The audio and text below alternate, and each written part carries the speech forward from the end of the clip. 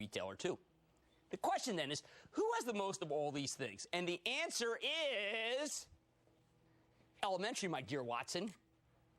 I think it's Best Buy. BBY for all you home gamers. And it reports, write this down, December 15th. And I think it will deliver, yes indeed, as I shop at Best Buy, a super detupter, I love you, you love me, upside surprise. Something that we know will drive this stock skyward. All aboard! Buy, buy, buy! Now, we worked backwards on this one. Really less Arthur Conan Doyle.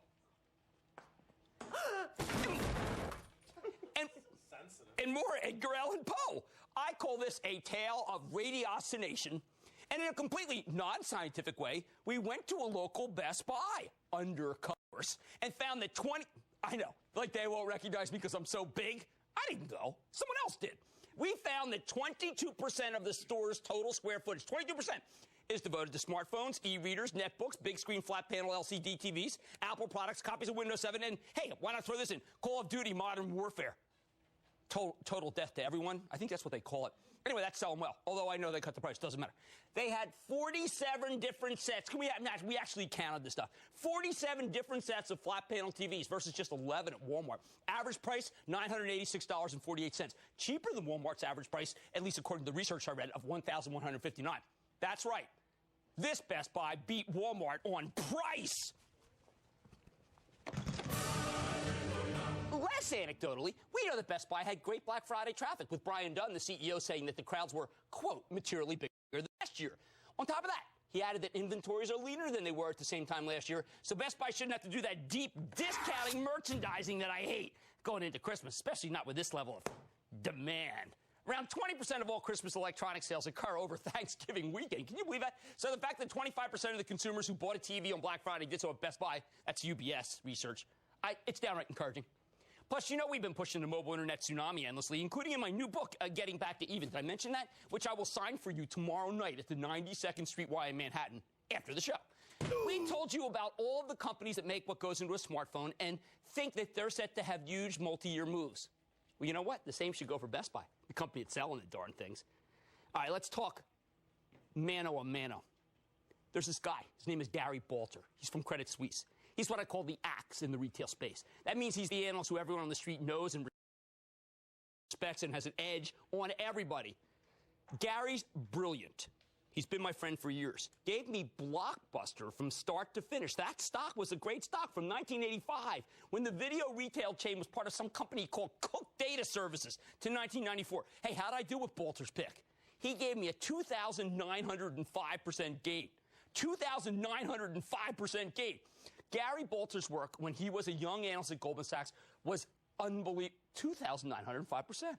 When Balter talks, I listen. You can't bet against this guy. So when Balter gets behind Best Buy, where he recently, in a great piece of research, mocked the bears, quote, who seemed to feed off the stock as if it were their lifeblood,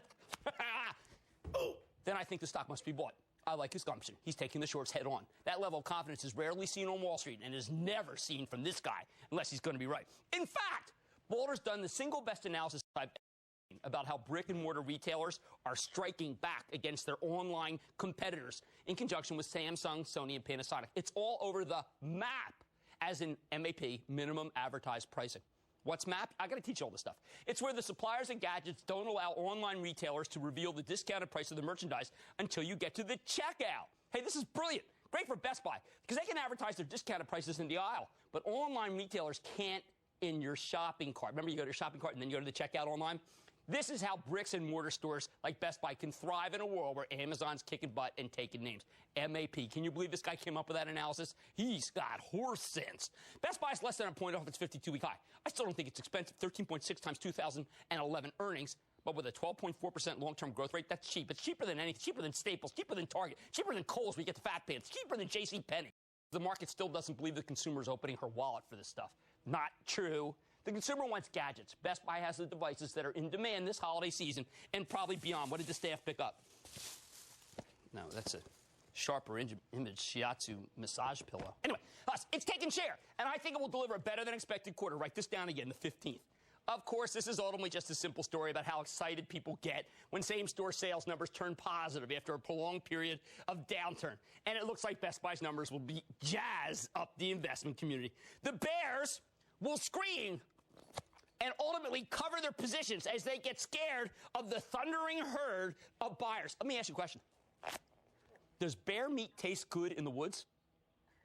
Yeah, but it's totally savory in your portfolio. Delish. Chinese paint. The bottom line, it's a gadget Christmas, and Best Buy has got the goods. If I were you, I would buy this one ahead of the quarter, as I think it will be the quarter that restores Best Buy to its former pre-recession glory.